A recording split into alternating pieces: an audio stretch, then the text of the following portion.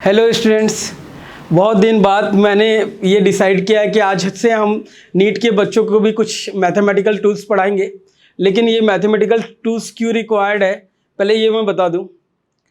बच्चे, आपने देखा होगा कि बहुत प्रिपरेशन करने के बाद, बहुत ज़्यादा एफर्ट देने के बाद भी नीट का एग्ज़ाम क्वालिफाई नहीं होता। इसका एक रीज़न तो ये है कि नंबर ऑफ़ सीट्स कम है, बट ये एग्जैक्टली सेम रिजल्ट नहीं है जिसके कारण से बच्चों का एग्ज़ाम क्लियर नहीं होता। नीट का जो एग्ज़ाम होता है उसमें कुछ रिक्वायरमेंट होती है। उनमें से पहली जो रिक्वायरमेंट होती है वो डेफिनेटली डेडिकेशन होगा, पैशन होगा, डिटर्मिनेशन होगा। ये सब चीज़ें तो लगी रहती है, बट ये डेडिकेशन, डिटर्मिनेशन और ये पैशन कब कम हो जाता है? जब हमारे पास सब्जेक्टिव नॉलेज नहीं रहता है। अब बच्चे, एग्जैक्टली इसके पीछे एक रीज़न बता रहा हूँ। एज ए मैथ्स गुरु मैं आपको एक बात बता दूँ, बच्चे मोस्टली जब मैथ्स से पीछे हटते हैं तो वो बायोलॉजी की तरफ मूव करते हैं, मैक्सिमम बच्चे। और जो बच्चों का मैथ्स वीक रहता है वो सोचते हैं मैं बायोलॉजी ले लेता हूँ। बट जब वो बायोलॉजी लेने लगते हैं और बायोलॉजी लेके पढ़ाई करते हैं 11th और 12th में, तब उनको ये पता चलता है कि जो भी मैथ्स वाले पढ़ रहे हैं लगभग उनको भी उतना पढ़ना ही है। मतलब उतना बेसिक नॉलेज मैथमेटिक्स का रिक्वायरमेंट है, और उससे बचने के लिए वो तो मूव करके 11th-12th में बेसिकली कंप्लीट कर लेते हैं कोर्स। बट फिजिक्स जो सब्जेक्ट है उसमें मैथमेटिकल नॉलेज उनका वीक होने के कारण से वो बच्चे कभी भी नीट क्वालिफाई नहीं कर पाते। फिर वो ड्रॉप लेते हैं एक साल। पहले बार तो पढ़ते हैं तो पहली बार में तो क्लियर नहीं हो पा रहा है, फिर दूसरी बार ड्रॉप लेते हैं। ड्रॉप लेने के बाद थोड़ा अंडरस्टैंडिंग आया रहता है। सेकंड ड्रॉप, मतलब समझ लीजिए फर्स्ट ईयर में उन्हें 12th में दे दिया, फिर सेकंड बार उन्होंने फर्स्ट ड्रॉप में दिया। सेकंड ड्रॉप में आने के बाद उनका दिमाग खुलता है कि यार हमको ऐसा करना था। तो मैं आपको पहले ड्रॉप की बात ही नहीं करता हूं, मैं हटाओ। मैं आपको फर्स्ट अटेम्प्ट में कैसे एग्जाम क्लियर करना है उसके बारे में कुछ टिप्स दे रहा हूं। पहला टिप्स ये है बच्चे कि आप एग्जाम से पहले, जैसे आपका एग्जाम है अभी 3 महीने बचा है, तो आप पहले अपनी बेसिक फंडामेंटल ठीक करिए। मतलब आप लोगों को जो न्यूमेरिकल है, जो फिजिक्स के न्यूमेरिकल से सॉल्व नहीं हो पा रहे हैं या फिर उसमें कुछ अंडरस्टैंडिंग है वो उतनी परफेक्ट नहीं जा रही है, वो इसलिए क्योंकि आपका मैथमेटिक्स ठीक नहीं है। सो मैथमेटिक्स पहले ठीक करिए उसका। मतलब उसमें basic mathematics required in physics जो कॉन्सेप्ट होता है वो आपका ठीक करना है पहले। स्टेप बाय स्टेप मैं आपको उसे ठीक कराता हूँ। ये ठीक हो जाने से आपको क्या होगा कि फिजिक्स में जो भी मैथमेटिकल ट्रिक्स आ रहा है, मे भी समझ लीजिए इंटीग्रेशन यूज हो गया, वेक्टर्स यूज हो रहा है, यहाँ पर डिफरेंशिएशन यूज हो रहा है, ट्रिग्नोमेट्री यूज हो रहा है, और कुछ पैटर्न्स यूज होते हैं, कितना भी, वो सभी के सभी आपको पहले पता होना चाहिए। बाइनोमियल हो गया, कुछ ऐसे टर्म्स हैं वो आता है तो बच्चे कंफ्यूज होने लग जाते हैं, उसको फिर क्वेश्चन सॉल्व नहीं होता। तो वो क्वेश्चन बनाने के लिए उसको पहले बेसिक कॉन्सेप्ट ठीक करना है। उसके बाद वो सब्जेक्ट को फिर से पढ़ के देखिए बच्चे। जो भी आपने साल भर फिजिक्स पढ़ा है ना, उसको एक जगह रखना। पहले बेसिक मैथ्स जो मैं पढ़ा रहा हूं वो मैथ्स से कनेक्ट कर लेना। मैं चैप्टर वाइज आपको बताऊंगा किस चैप्टर में फिजिक्स में क्या कौन सा मैथ्स यूज होगा। तो चैप्टर वाइज में आपके अगर 20 चैप्टर्स होंगे ना, तो मैं हर चैप्टर में, जैसे इस चैप्टर में ये यूज होगा, इस चैप्टर में ये यूज हो रहा है, इस चैप्टर में ये यूज हो रहा है, तो हर चैप्टर में क्या क्या रिक्वायरमेंट है वो मैं आपको बताते जाऊंगा। तो इससे आपका जो नीट का एग्जाम है 100% क्वालिफाई होगा। और आप नहीं क्वालिफाई करेंगे तो कौन क्वालिफाई करेगा? बात समझ में आई? तो हमारा टास्क क्या है, पहले basic understanding of mathematics clear करें, उसके बाद फिजिक्स की तरफ जाएं और फिजिक्स को अच्छे से समझे। आपके जो टीचर्स हैं ना, बहुत मेहनत करते हैं फिजिक्स वाले, लेकिन उनको ट्रबल कहाँ होती है कि वो देखते हैं यार बच्चों को इतना पढ़ाया है फिर भी उससे क्वेश्चन नहीं मिला पा रहा है।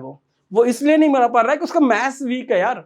तो उनका मैथ्स ठीक करना है। बहुत सारे टीचर्स मेरे पहचान में बहुत अच्छे अच्छे टीचर्स हैं, वो बेसिकली पहले मैथ्स की क्लास लेते हैं, उसके बाद उनको फिजिक्स पढ़ाते हैं। बट कुछ ऐसे टीचर्स हैं जिन्होंने मैथ्स बिल्कुल नहीं करवाया है और बच्चों को डायरेक्ट जंप करवा देते हैं सब्जेक्ट में, और सब्जेक्ट का प्रॉब्लम उसको धीरे धीरे इतना ज़्यादा हो जाता है कि वो सब्जेक्ट को क्लियर ही नहीं कर पाता बच्चे। सो मेरा ये थॉट है कि मैं आपको पहले आपके फंडामेंटल्स ठीक करवा दूं, और इस बार का नीट क्वालिफाई करना ही है बस।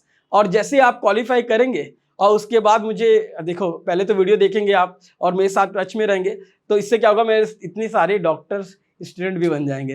तो मैंने ये सोचा है कि मेरी इतने डॉक्टरों से दोस्ती हो जाएगी। तो बच्चे, अब हम लोग काम कर रहे हैं आपके नीट के प्रिपरेशन करवाने में। मैथमेटिक्स का जो एग्जैक्ट रोल है उसको मैं समझाऊंगा आपको। Thank you.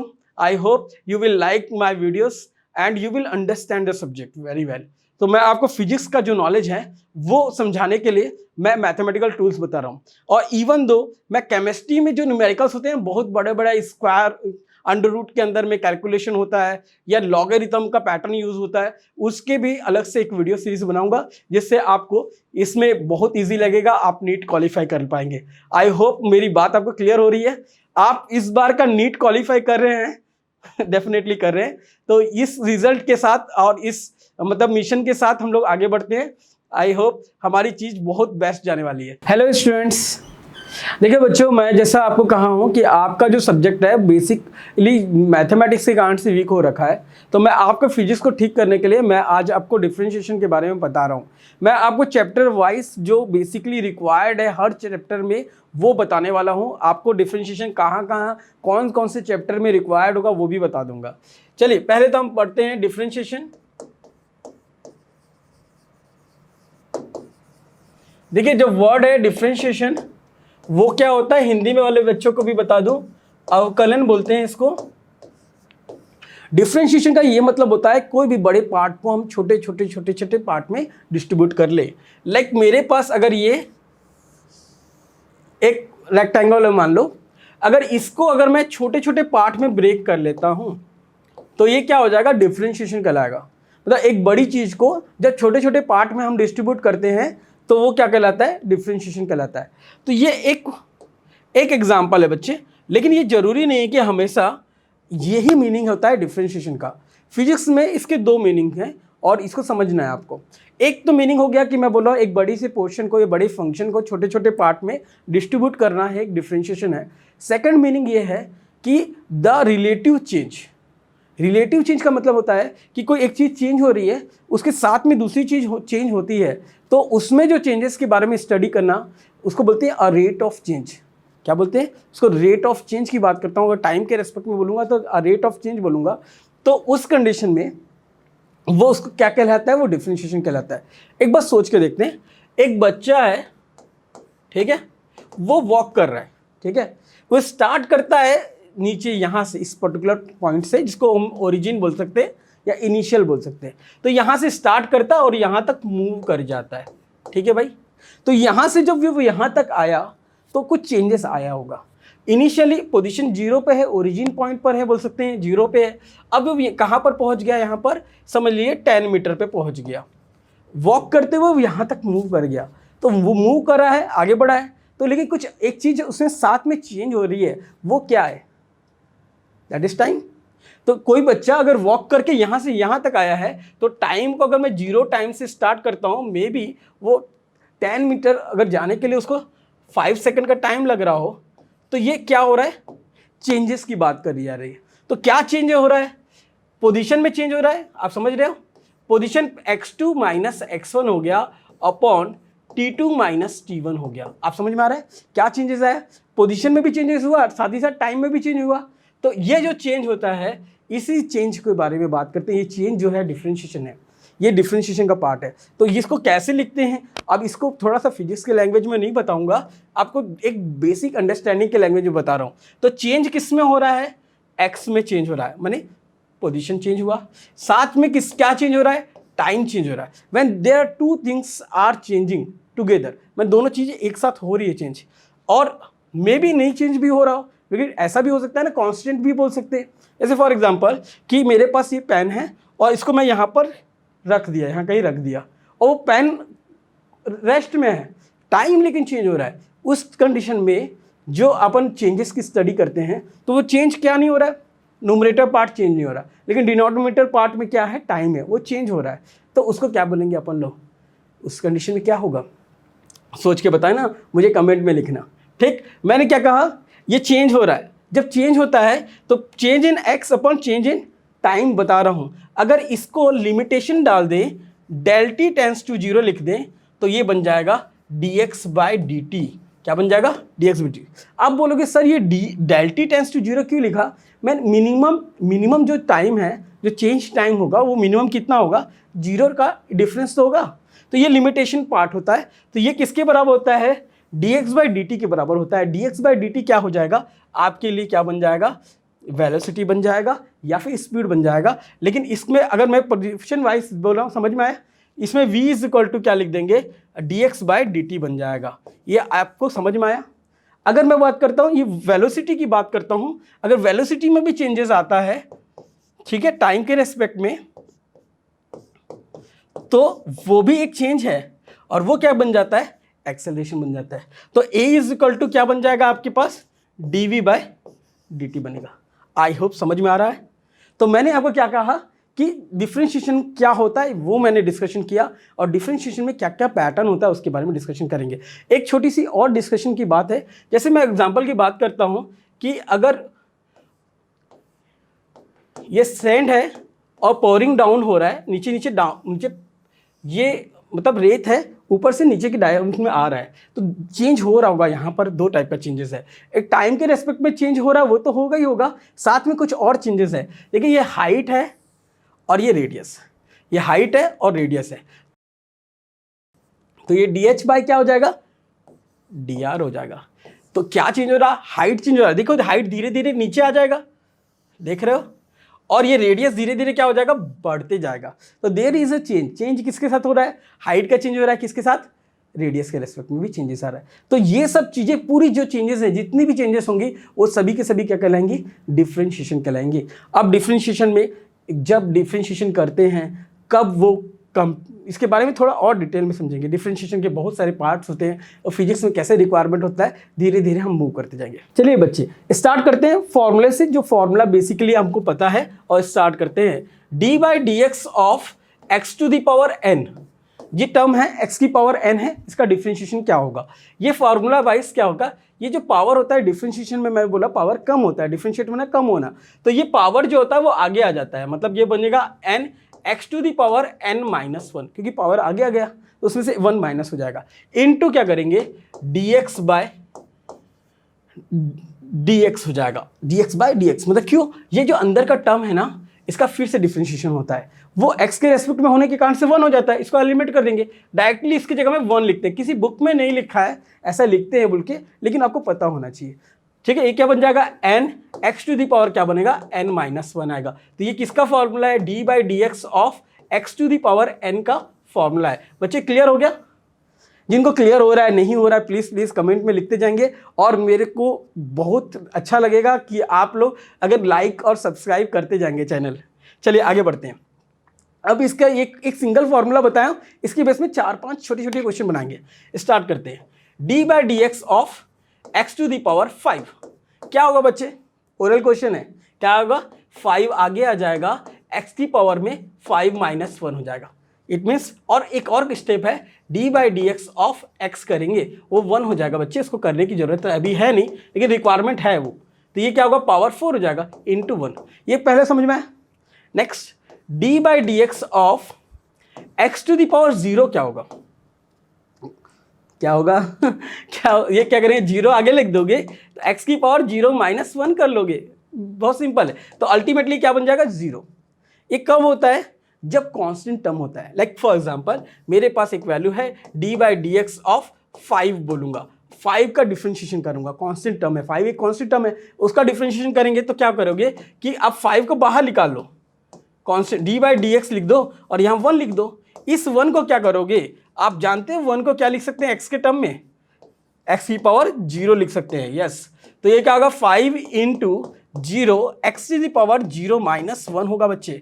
ये क्या होगा, अल्टीमेटली पूरी आंसर इसका 0 आएगा। तो आपने एक खास चीज सीखी, कांस्टेंट को जब आप डिफरेंशिएट करेंगे, थोड़ी देर पहले मैंने कुछ पूछा था, वैसे ही कुछ है, कांस्टेंट को आप डिफरेंशिएट करेंगे तो क्या देता है, रिजल्ट 0 देता है। जो कोई चीज़ कांस्टेंट है उसको डिफरेंशिएट कर रहे हैं तो 0 देगा। मतलब एक फॉर्मूला आपको दिमाग में आएगा, d by D x of c एक कांस्टेंट टर्म है तो उसका आउटकम क्या आएगा, 0 आएगा। बट इंटीग्रेशन में अलग होता है, इंटीग्रेशन बाद में सीखेंगे धीरे धीरे, पहले अपन डिफरेंशिएशन का पहला पार्ट कंप्लीट कर चुके हैं। लाइक अब हमारे पास क्वेश्चन किस तरह का आएगा, d by D x of root X, ये रूट एक्स है, कैसे सॉल्व करोगे, d by D x of x to the power half लिखेंगे बच्चे। अगले स्टेप में हाफ आगे आ जाएगा, x की पावर हाफ माइनस 1 लिख देंगे, into d by D x of क्या कर देंगे, एक्स करेंगे वो 1 हो जाएगा। ठीक है, तो ये आएगा 1/2 टाइम्स ऑफ एक्स की पावर माइनस हाफ इंटू 1। तो आंसर है 1/2 टाइम्स ऑफ 1/√x। आपने कैसे सीखा? ये जो x की पावर माइनस हाफ है ना, जब वो नीचे आता है तो वो माइनस का प्लस हाफ बनेगा, वो रूट के अंदर में आ जाएगा। आई होप क्लियर हो गया। तो अल्टीमेटली आंसर आएगा 1/2√x। एक क्वेश्चन है, बेसिकली आपको पता होना चाहिए, लेकिन वो बता रहे हैं d/dx of √x minus 1/√x question में दे दिया। आप बोलोगे सर ये सब क्यों बता रहे हो? तो हम लोग के लिए तो छोटे छोटे क्वेश्चन आएंगे बच्चे। अब आपका नीट का पेपर बहुत अच्छा कॉम्प्लिकेटिव भी आता है, तो आपके पास फंडामेंटल बहुत स्ट्रांग होना चाहिए। मैं बच्चे में एक बात बता दूं, लड्डू लड्डू क्वेश्चन बना बना के जाओगे, बोलोगे कि पेपर हमारा डिफिकल्ट आया, हम बना नहीं पाए। ऐसा मत करो। जो नीट के बच्चे हैं उनको बहुत अच्छी प्रिपरेशन करनी पड़ेगी। फिजिक्स के टीचर बहुत मेहनत करते हैं बच्चे, वो इसलिए आप तक पहुंच नहीं पा रहे हैं बिकॉज आपका सब्जेक्ट खुद का क्लियर नहीं है। तो थोड़ा सा हम और वर्क करते हैं। चलिए, d/dx ऑफ x की पावर क्या कर देंगे, हाफ लिख देंगे, और नीचे से ऊपर आएगा तो x की पावर माइनस हाफ बन जाएगा। ये बात कुछ क्लियर हुई? यस और नो? 1/√x जो सेकंड पार्ट है उसको लिख सकता हूँ x की पावर हाफ यहां पर, और ये x की पावर हाफ ऊपर जाके माइनस हाफ बनेगा। क्लियर? अब डिफरेंशिएशन का फॉर्मूला याद कर लीजिए। फॉर्मूला क्या बताया? d/dx of x to the power n बताया हूं मैं, वो होता है nx to the power n-1 into X का डिफरेंशिएशन 1 हो जाएगा, उसको भूल जाओ। अभी इसको डिफरेंशिएशन करते हैं। 1/2 आगे आ गया, x टू द पावर 1/2 -1 हो जाएगा, माइनस इसका भी 1/2 है, माइनस में आएगा, -1/2। ध्यान रखना नेगेटिव साइन आगे आ गया। x की पावर -1/2 -1 करेंगे तो ये क्या होगा बच्चे, यहाँ पर आएगा 1/2 x की पावर -हाफ माइनस ये माइनस माइनस क्या होगा प्लस हाफ इंटू एक्स की पावर क्या बनेगा -3/2। मैंने एलसीएम लिया है बच्चे, यहाँ पर ध्यान देना। ठीक है, सो ये आपका आंसर है, ये डिफरेंशिएशन का पार्ट है। अब मैं आपको बेसिक क्वेश्चन और करवा देता हूँ। एक क्वेश्चन और बता रहे, वो formula x to the power n का टाइप 1 कंप्लीट हो जाएगा। सो ये क्या बता रहा हूँ, d/dx ऑफ x² -3x + 5।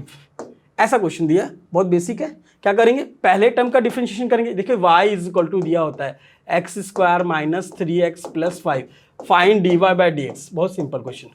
तो आप क्या करें, इसका पहले टर्म का डिफरेंशिएशन करेंगे तो d/dx ऑफ पहले क्या लिखेंगे x² माइनस, अब 3 बाहर कर लेंगे, कांस्टेंट टर्म है, d/dx ऑफ क्या करेंगे x, फिर देन d/dx ऑफ 5 करेंगे। बच्चे क्या रूल है, ये कैसे होता है, d/dx ऑफ मैं लिख रहा हूं u + v + w करूंगा, तो पहले टर्म मैं u का डिफरेंशिएशन करूंगा, फिर किसकी बारी आएगी, v की डिफरेंशिएशन की बारी आएगी, फिर किसकी बारी आएगी, w के डिफरेंशिएशन की बारी आ जाएगी। तो हर एक ग्रुप को डिफरेंशिएट करना पड़ेगा। ठीक है, तो ये क्वेश्चन में समझ में आया। x² का डिफरेंशिएशन बच्चे बनेगा 2x, और माइनस x का डिफरेंशिएशन 1 बनेगा -3, क्योंकि x का डिफरेंशिएशन 1 हो जाएगा, और इंटू 1, और कांस्टेंट टर्म का बता चुका हूं डिफरेंशिएशन 0 होता है, तो अल्टीमेटली आंसर आएगा 2x - 3। आई होप समझ में आ रहा है। चलिए, ये टाइप 1 कंप्लीट होगा। अब टाइप 2।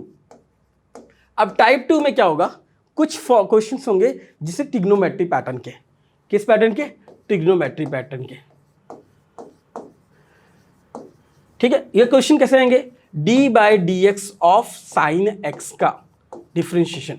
साइन x का डिफरेंशिएशन cos x होता है। मैं मैथमेटिक्स में ये भी बताता हूँ क्यों होता है। ठीक है, लेकिन हमें अभी रिक्वायरमेंट नहीं है। मैं आपको मैथमेटिक्स में मैं स्कूल में जब पढ़ रहा था तो मैंने टीचर्स को पूछ लिया कि सर ये बताइए differentiation of sine x cos x होता है, tan x क्यों नहीं होता है, तो मुझे क्लास से बाहर निकाल दिया गया। ठीक है, तो कुछ ऐसी चीज़ होती है मैथ्स में क्यों होता है पता होना बहुत जरूरी है, तो हम डिस्कशन करते रहेंगे। अभी आप लोगों के लिए सिर्फ और सिर्फ हम ये बात कर रहे हैं कि आपका मैथमेटिकल टूल्स स्ट्रॉन्ग करना है, आपको रिसर्च में लेके नहीं जाऊंगा मैं। तो ये क्या करेंगे, साइन का डिफरेंशिएशन करेंगे तो cos x होगा, और cos x का फिर से डिफरेंशिएशन होगा। बच्चे ध्यान रखना, अंदर का एंगल का फिर से डिफरेंशिएशन होगा, वो 1 हो जाएगा। तो ये आएगा अपने पास cos x × 1। Am I clear से यस और नो? यस। और देखिए d/dx ऑफ cos x करेंगे बच्चे, इसका आंसर आएगा -sin x। क्या आएगा, -sin x, और साइन और x का डिफरेंशिएशन फिर से करेंगे आप, वो 1 हो जाएगा। तो ये बच्चे बनेगा -sin x × 1। क्या हो जाएगा, -sin x × 1 आएगा। तो अल्टीमेट आंसर आएगा -sin x। अब बोलोगे सर कि ये क्यों आप x का डिफरेंशिएशन फिर से कर रहे हो? मैं इसलिए कर रहा हूं क्योंकि आगे के क्वेश्चंस में आपको समझाना है। चलिए स्टार्ट करते हैं इन्हीं फॉर्मूले के साथ। क्वेश्चन है D by D x of sine x cube बताना है बच्चे, कैसे बनेगा? तो सबसे पहला काम करेंगे साइन का डिफरेंशिएशन।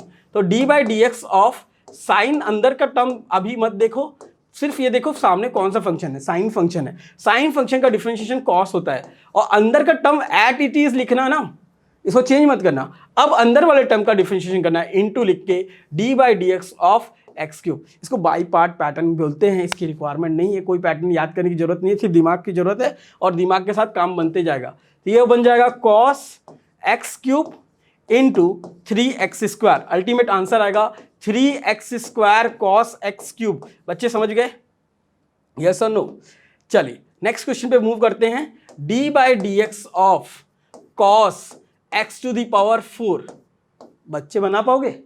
सबसे पहला क्या काम करेंगे, कॉस का डिफरेंशिएशन होगा minus sine X to the power 4 into, अब किसकी बारी आएगी, एक्स टू दी पावर 4 की। अब डी बाई डी एक्स क्या लिखोगे, एक्स टू दी पावर 4 की बात करोगे तो अल्टीमेट क्या आ जाएगा, minus sine X to the power 4 into इसका 4 पावर आगे आ जाएगा, एक्स की पावर 4 माइनस 1 मतलब 3 आ जाएगा। ये आंसर होगा। आंसर को थोड़ा सा सिंप्लीफाई करके अच्छे से लिखो, ये 4x cube sine X to the power 4 लिख देंगे। क्लियर? एक क्वेश्चन और, D by D x of sine root X, किसकी बात कर रहा हूं मैं, D by D x of sine root X. Sine का डिफरेंशिएशन होता है कॉस और एंगल वैसे के वैसे ही लिख देना, एंगल क्या है, रूट एक्स इंटू, अब बारी आ रही है रूट एक्स की, तो D by D x of root X. Root X को क्या लिख देंगे, एक्स की पावर हाफ लिखेंगे बच्चे, क्या लिखेंगे, एक्स की पावर हाफ। अगले स्टेप में क्या होगा, कॉस रूट एक्स इंटू, ये पावर आगे आ जाएगा 1/2 एक्स की power half minus 1। Am I clear? तो अगले स्टेप में आएगा बच्चे, ये कॉस रूट एक्स आएगा इंटू 1/2 भी आएगा, ये -1/2 आने वाला है, इसलिए इसको मैं डायरेक्ट लिखूं कि x की पावर प्लस हाफ लिख सकता हूं। ये नीचे ला चुका हूं बच्चे, क्योंकि इनका डिफरेंस करूंगा माइनस हाफ आएगा, वो नीचे आ चुका है। तो फाइनल आंसर आप ऐसे लिख सकते हैं, cos root X divided by 2 root over X लिख सकते हैं। ये आपका आंसर का पैटर्न होगा। आई होप सबको समझ में आ रहा है। ठीक, तो मैंने टाइप 2 में साइन का डिफरेंशिएशन और कॉस का डिफरेंशिएशन सिखा दिया है। अब इसी में हम लोग का टाइप 2 में tan x का डिफरेंशिएशन करेंगे। tan x का डिफरेंशिएशन होता है सेक स्क्वायर x। अब इतना तो हो गया, इसके बाद आप फिर x का भी करेंगे बच्चे, x को भूलना मत, ये इनटू क्या करना, D by D x of x लिख देना। तो ये x का तो 1 हो रहा है, लेकिन लिखना पड़ेगा।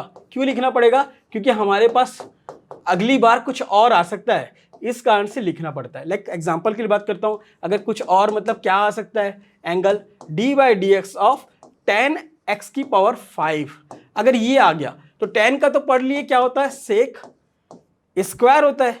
अगर अंदर का एंगल एट इट इज लिखना, याद रखना, x की पावर 5 लिखना इंटू, अब D by D x of बच्चे किसकी बात करेंगे, x की पावर 5 की बात करेंगे, तो ये हो जाएगा sec square x to the power 5 into 5 x की पावर 4। ये मैं आपको पहले बता चुका हूं। आप पैरेलली जब भी बनाएं, जब भी क्वेश्चन सॉल्व करें तो प्रॉपर नोट्स बनाते जाइए, आप आगे बढ़ते जाएंगे। ये पैटर्न आपका सॉल्व हो गया। अब tan का डिफरेंशिएशन हो चुका है, D by D x of sec X का भी बता देता हूं। सेक एक्स का डिफरेंशिएशन होता है sec X into tan X, और x का फिर से डिफरेंशिएशन होता है, वो 1 होगा, मैंने लिख दिया है डायरेक्ट। तो फॉर्मूला का लिस्ट भी मैं आपको शेयर कर दूंगा कि फॉर्मूला लिस्ट कैसा होगा, तो लेकिन अभी मैं बेसिक फॉर्मूला बताते जा रहा हूं। अब D by D x of cot X की बात करते हैं। tan x तक समझ में आ गया आपको? tan x का डिफरेंशिएशन सेक स्क्वायर x हुआ और कॉट x का differentiation minus cosec square x होगा, और x का फिर से डिफरेंशिएशन 1 होगा, तो आप उसको कर लेंगे। वैसे ही d by D x of cosec x का डिफरेंशिएशन, एक पैटर्न दिमाग में फिक्स करिए, जैसे कॉट था, tan था तो सेक स्क्वायर x लिखा, कॉट है तो कोसेक स्क्वायर x लिखेंगे, लेकिन साइन नेगेटिव लिख देंगे। वैसे ही कोसेक का डिफरेंशिएशन करेंगे तो minus cosec x into cot x लिख देंगे बच्चे। ये सब चीज़ें आपको याद होनी चाहिए। एक क्वेश्चन डील करें, जैसे हमारे पास क्वेश्चन है D by D x of cot x की पावर 4। आप दिमाग तुरंत लड़ा लीजिए, कॉट है तो कॉट का डिफरेंशिएशन क्या होता है, कोसेक, अंदर का एंगल एट इट इज लिखना है, तो ये बनाओगे आप, इसको क्या लिखोगे, कोसेक स्क्वायर, सामने नेगेटिव भी रहेगा, कोसेक स्क्वायर, अंदर का एंगल क्या है x की पावर 4 एट इट इज लिखना, इनटू, अब डिफरेंशिएशन किसकी बात का है, x की पावर 4 का, so d by D x of x to the power 4 हो जाएगा बच्चे। तो ये हो गया आपके पास minus cosec square x to the power 4 into 4x cube हो जाएगा। आई होप आप सबको समझ में आया होगा। तो ये आंसर आपका आ चुका है। अब रही बात, जैसे आप डिफरेंशिएशन के, मैंने बोला चैप्टर वाइज बताऊंगा कौन कौन से चैप्टर में कौन कहाँ पर डिफरेंशिएशन यूज़ होता है। उसमें से एक बात मैं ज़रूर बताऊं कि जब भी आप बात करते हो इंस्टेंटेनियस की, इंस्टेंटेनियस मैंने, जैसे मैं एग्जांपल की बात करता हूँ, झटके से मैं अपने हाथ घुमाया, एक पर्टिकुलर टाइम पर मेरे हाथ का आपने फोटो क्लिक कर दिया, तो वो इंस्टेंटेनियस टाइम है, एग्जैक्टली उस पर्टिकुलर टाइम पर क्या वेलोसिटी थी, क्या स्पीड था, क्या पोजीशन था, ऐसी स्टडी करते हैं तो इंस्टेंटेनियस टाइम की बात की जाती है। बात समझ में आ रहा है? और इंस्टेंटेनियस वेलोसिटी क्या है, इंस्टेंटेनियस स्पीड क्या है, एक पर्टिकुलर टाइम पर हम लोग स्टडी करते हैं जिसमें शॉर्ट इंटरवल ऑफ टाइम होता है। ठीक बात समझ में आ रहा है? तो उसकी स्टडी करते हैं। तो जो अपन को मतलब वेलोसिटी या इस बोलते हैं अपन लोग, जो अपन को डेवलप होती है स्पीड, एग्जाम्पल की बात करता हूँ तो dx बाई dt की बात करता हूँ, तो एग्जाम्पल की बात करता हूँ, मेरे पास x is equal to x एक फंक्शन ऑफ t दिया हुआ है, t के टाइप में दिया हुआ है x, और वो दिया है T square plus 2t minus 4 दे रखा है। बोल रहा है at t is equal to 3 second find the speed. तो ऐसा क्वेश्चन बोल रखा है, तो व्हाट यू डू, फर्स्टली क्या करोगे, इसको डिफरेंशिएशन करोगे। मैं स्पीड की बात कर रहा था, ये v से रिप्रेजेंट करेंगे, v is equal to D X by D T, you will write d by D T of t के रेस्पेक्ट में कर रहे हैं डिफरेंशिएशन, क्यों, क्योंकि फंक्शन t के पैटर्न में दिया हुआ है। यहां लिखेंगे आप T square plus 2t minus 4 करेंगे बच्चे, तो d का स्क्वायर डिफरेंशिएशन क्या होगा, 2t आएगा, प्लस 2t का डिफरेंशिएशन करेंगे तो 2 आ जाएगा बच्चे। क्यों आया, 2 बाहर हो गया, अगर t का डिफरेंशिएशन 1 हो गया होगा, अब कांस्टेंट टर्म का करेंगे तो 0 हो गया। अब बोला at t is equal to 3 second, अब t is equal to 3 second में स्पीड क्या होगा, कुछ नहीं करना, x की जगह में 3 पुट कर देना, तो ये 2 इंटू 3 प्लस 2 हो जाएगा बच्चे। तो ये अपने पास आ रहा है 6 प्लस 2 दैट मीन्स 8 आ जाएगा। अब ये जो फंक्शन है यूनिट्स दिया रहेगा, तो यूनिट के पैटर्न में समझ लीजिए x दिया है, ये इन मीटर्स में दिया हुआ सपोज है ना, टाइम सेकंड में दिया है, तो ये मीटर पर सेकंड हो जाएगा, तो ये क्या बन जाएगा, स्पीड बन जाएगा। अब बच्चे मैं बहुत ज़रूरी बात बता रहा हूँ, आप बताओ कि ये जो t इज इक्वल टू, जो कोई बंदा है सपोज वॉक कर रहा है, जब t is equal to 3 second पे पहुँचेगा तब पर्टिकुलर जो उसकी स्पीड होगी उसकी बात की जा रही है, ना कि शुरू से लेकर यहाँ तक की कितनी स्पीड थी वो बात नहीं की जा रही है। इसीलिए फिजिक्स और मैथ्स में आपको थोड़ी अंडरस्टैंडिंग डेवलप कर लेनी है।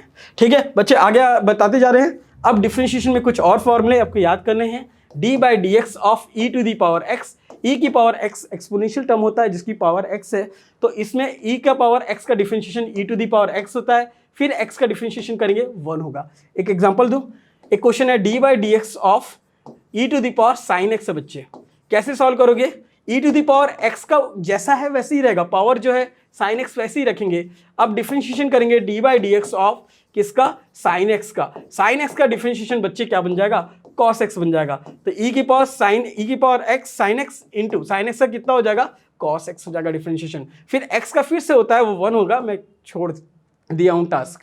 एक क्वेश्चन आप लोगों के लिए, can you do this, D by D x of E to the power 10x power 2 या 4, इस क्वेश्चन को आप बना सकते हैं। थोड़ा सोचिए, बहुत सिंपल है। क्या बोला था सबसे पहले वो बात को याद रखेंगे, e की पावर जितना भी होता है वो एट इट इज होता है डिफरेंशिएशन करते समय, ये याद कर लिए। e की पावर 10x की पावर 4 है, तो at it is e to the power 10x की पावर 4 लिख देना। बात समझ में आ रहा है, बात समझ में आ रहा है, थोड़ा सा ये e टू द पावर, ठीक है। अब 10x की पावर 4 लिख देना, एट इट इज, चेंज मत करना। अब ऊपर वाले टर्म का differentiation D by D x किसका करेंगे, 10 का करेंगे, x की पावर 4 को मत सोचना अभी, पहले 10, तो ये क्या होगा e to the power 10x की पावर 4 लिख दिए, इनटू 10 का करें तो क्या होगा sec square x to the power 4। अब किसकी बारी, D by D x of, अब अपने पास ये जो बचा है ना उसके पास जाना ही पड़ेगा x की पावर 4 का, तो आंसर सब मल्टीपल में आता है, याद रखना, e की पावर 10 x की power 4 into sec square X की पावर 4 इंटू 4x³ आएगा बच्चे, ये आंसर होगा। आई होप आपको पैटर्न समझ में आ रहा है। ये थोड़ा डिफिकल्ट क्वेश्चन इसलिए मैं मूव कर रहा हूँ बिकॉज हमको सब कुछ पता होना चाहिए। अगर नहीं पता है तो डिफरेंशिएशन सीखने का क्या सेंस होगा। तो ये चीज़ें आपको मैंने बताई है। तो मेरी अभी फर्स्ट वीडियो में मैं आपको बेसिक अंडरस्टैंडिंग दिया हूँ और धीरे धीरे आपके मैं कॉन्सेप्ट को हर चैप्टर वाइज में स्टार्ट करूंगा। मैं ये बताऊंगा कि चैप्टर 2 में कौन सा क्वेश्चन आ रहा है, कि किस टाइप के क्वेश्चन आते हैं फिजिक्स में, मैथ्स का क्या रोल है वहाँ पर, चैप्टर 3 में क्या यूज़ हो गया, इंटीग्रेशन कहाँ यूज़ हो गया, डिफरेंशिएशन कहाँ पर यूज़ हो गया, कौन से न्यूमेरिकल में कहाँ पर क्या क्वेश्चन आते हैं जिसमें न्यूमेरिकल में मैथ्स का यूज़ हो रहा है, मैं हर चीज़ बताऊँगा। आई होप बच्चे आप इंजॉय किए होंगे। अगर मेरी क्लास पसंद आई होगी तो डेफिनेटली सब्सक्राइब करो और जितने बच्चों को हो सके उतने को शेयर करो। Thank you so much.